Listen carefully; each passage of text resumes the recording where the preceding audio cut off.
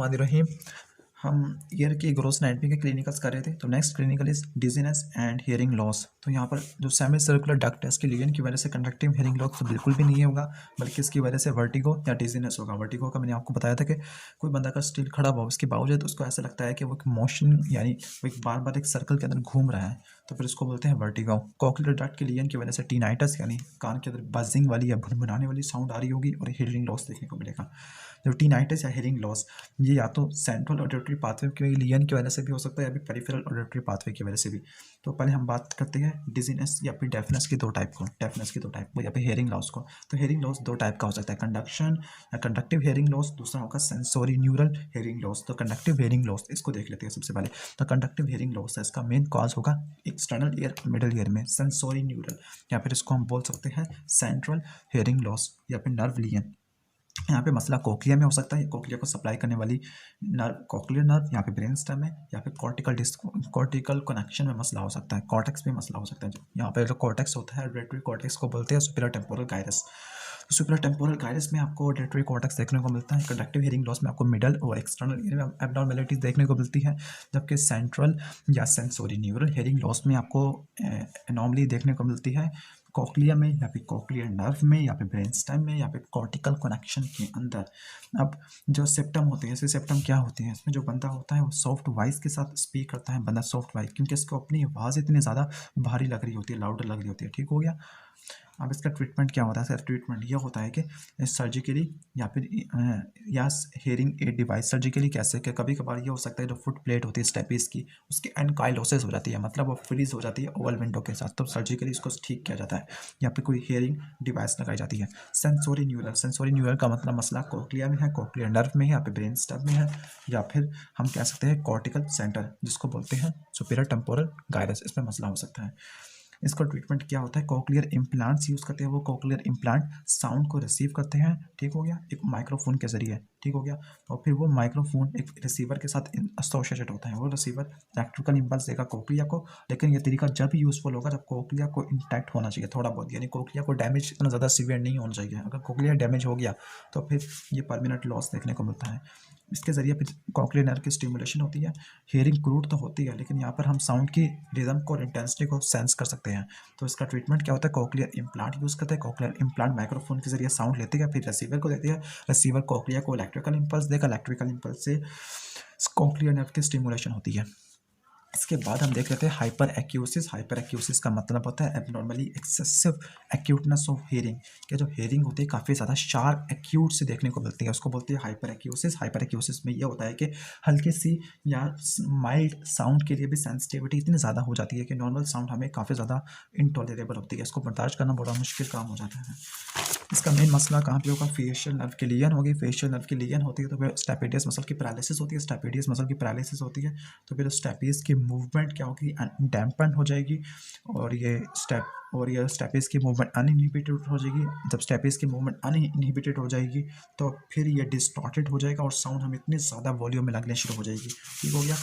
थोड़ा सा इनको भी देख लेते हैं, टेंसर टिम्पेनाइक और स्टेपीडियस को। जो स्टेपीडियस है ये कहाँ पे पड़ा होता है? पिरामिडल एमिनेंस में, यानी एक एमिनेंस बनाता होता है पिरामिडल एमिनेंस। ये एमिनेंस टिम्पैनिक कैविटी के पोस्टीरियर वाल में होती है, तो इस एमिनेंस को बोलते हैं पिरामिडल एमिनेंस। मैं आपको डायग्राम से दिखा देता हूँ स्टेपेडियस की एमिनेंस को। तो यहाँ पे देखिएगा, ये आपको नजर आ रहा होगा कि टिम्पैनिक कैविटी का सबसे जो पोस्टीरियर मोस्ट पार्ट है, आपको एक एमिनेंस देखने को मिल रही होगी। इस एमिनेंस को बोलते हैं, ठीक हो गया, एमिनेंस हो ये वाली एमिनेंस, इसको बोलते हैं स्टेपिडियल एमिनेंस या पिरामिडल एमिनेंस, क्योंकि यहाँ से स्टेपिडियस ओरिजिन लेगा। तो स्टेपिडियस का ओरिजिन होगा pyramidal eminence on the posterior wall of tympanic cavity. इसका जो टेंडन होता है, टेंडन ऑफ टिम्पैनिक कैविटी में एंटर होगा, ठीक हो गया, एक फोरामेन के जरिए। वो फोरामेन होगा इस स्टेपिडियल एमिनेंस या फिर पिरामिडल एमिनेंस के एपेक्स में, और इसने इंसर्ट होना होगा नेक ऑफ स्टेपीज में, नेक ऑफ स्टेपीज में होना है। इसने स्टेपीज को पोस्टीरियरली पुल करना है, पोस्टीरियरली पुल करना होगा, और इसकी बेस को टिल्ट करेगा ओवल विंडो के अंदर, जिसकी वजह से एनुलर लिगामेंट की टाइटनिंग होगी। जब एनुलर लिगामेंट की टाइटनिंग होगी तो फिर ऑसिलेटरी साउंड काफ़ी ज़्यादा डिक्रीज हो जाएगी। इसके साथ इसका मेन फंक्शन ये भी होगा कि स्टेपीज की एक्सेसिव मूवमेंट को प्रिवेंट करना। तो पहला फंक्शन होगा ऑसिलेटरी रेंज को कम कर देना, दूसरा फंक्शन होगा स्टेपीज के एक्सेसिव मूवमेंट को ब्लॉक कर देना, ये तो हो गया स्टेबिलिटीज का। अब बात करते हैं टेंसर टिम्पैनी की। टेंसर टिम्पैनी शॉर्ट सा मसला जो कहाँ से निकलता है, superior surface of cartilaginous part of pharyngotympanic tube. Pharyngotympanic tube के दो पार्ट थे, कार्टिलेजिनस पार्ट और बोनी पार्ट, तो कार्टिलेजिनस पार्ट से निकलता है। इसके साथ ग्रेटर विंग और स्फिनाइड से भी और पेट्रस पार्ट और टेम्पोरल बोन से भी राइज करता है। तो फिर आपको यहाँ से दिखा देते हैं इस डायग्राम। तो इस डायग्राम में आपको नजर आ रहा होगा टेंसर टिम्पैनी, ये वाला मसल है टेंसर टिम्पैनी।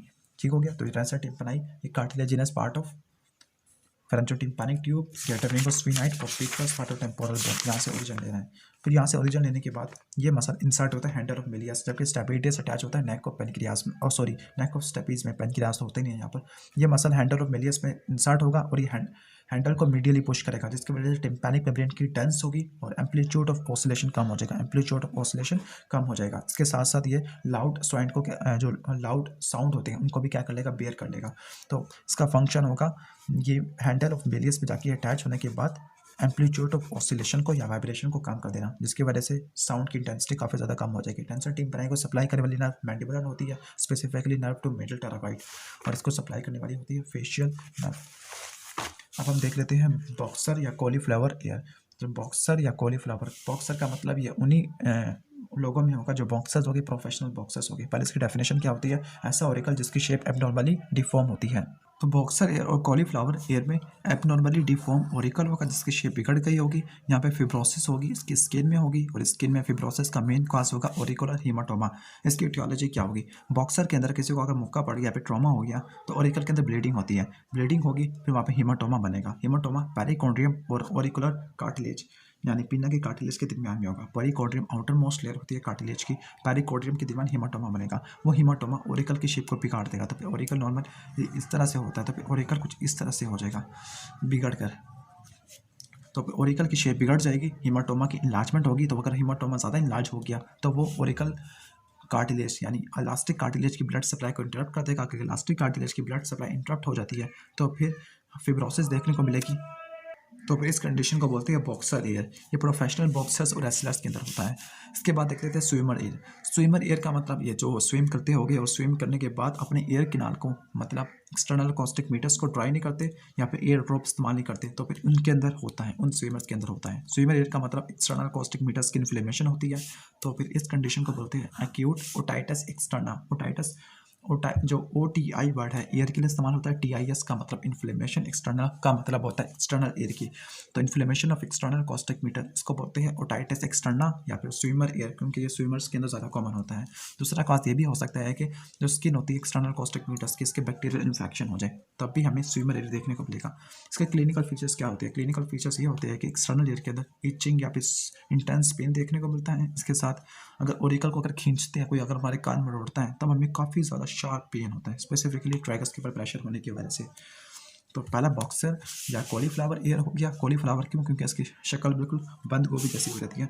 स्विमर एयर, इसके बाद होगा सर्फर एयर। सर्फर एयर यानी उन लोगों में होगा जो सर्फिंग करते हैं कोल्ड वाटर के अंदर, कोल्ड वाटर के अंदर। तो इसके अंदर जो एक्सटर्नल कॉस्टिक मीटर इसकी इरिटेशन होना शुरू हो जाएगी और यहाँ पे बोनी लंपस मास जमा होना शुरू हो जाएगी। ठीक हो गया।